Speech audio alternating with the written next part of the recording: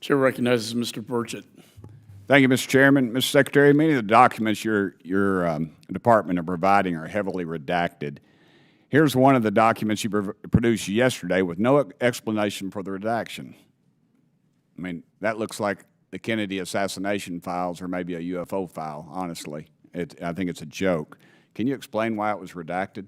Congressman, I can't speak to that specific document. I can not even tell what the document is. I'm sure that we can, if there are concerns about redactions, raise them. We'll go over them. But I'm raising them. This one right here behind me on my right seems to be a talking points document with redacted answers. Can you give us any legitimate reason why the department redacted this information or refused? Again, without looking at the specific document, I can't get into that. Your State Department attorneys told the committee it should be grateful for having received any documents at all after a month, and that it was exceptional for State to respond to any chairman's letters before the committee's organizing meeting.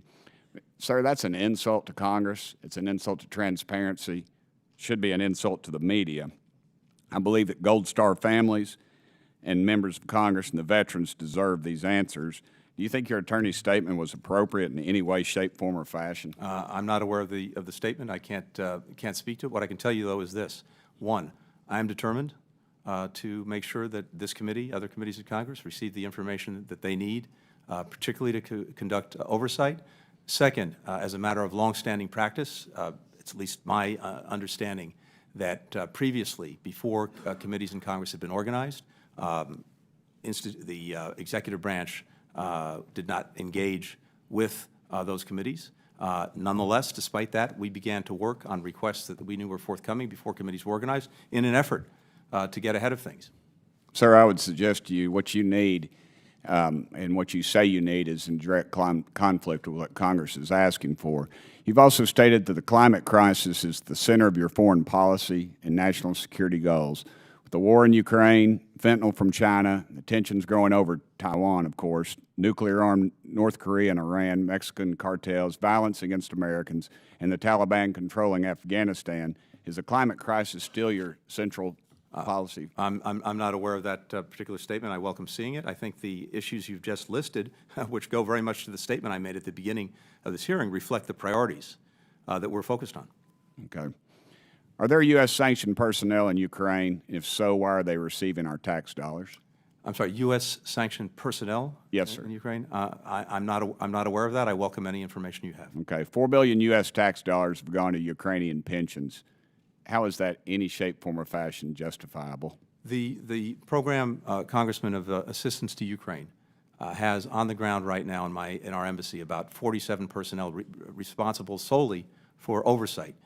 We just had a report by the Inspector General's office looking at the oversight of the taxpayers' funds in Ukraine. The report was very positive in terms of the processes that are in place and the work that's being done to make sure that money is being spent appropriately as well as wisely. At the same time, we have in place a process. For example, much of the funding that we provide, the taxpayers provide to Ukraine, goes through a World Bank program that only disperses money upon receipts for authorized expenditures.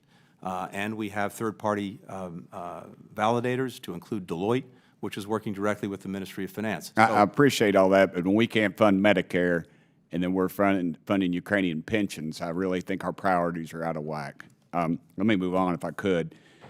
A constituent of mine, Staff Sergeant Ryan Canals, he was actually the last person who was killed in Afghanistan. He was killed at Abbey Gate. Why can't his family know the full story of his death?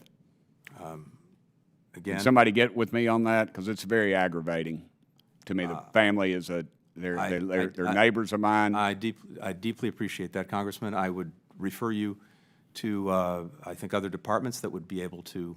Okay. Let me ask you one quick more question. Are you aware of Chinese spy equipment on U.S. infrastructure, particularly in the Gulf of Mexico? And what's your plan to stop the Chinese spying on domestic infrastructure?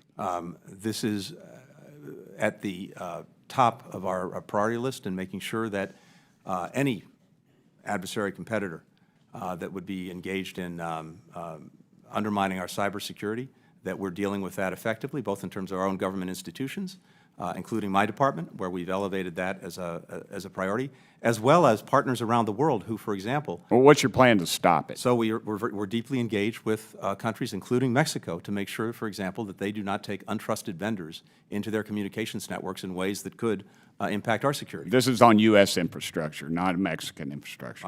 Again, I'd refer you to the Department of Homeland Security, to the other agencies that focus on this. I'd also welcome seeing the information that you have. I'm happy to follow up on it. Please have someone Thank you. contact me. We'll do that. Thank you.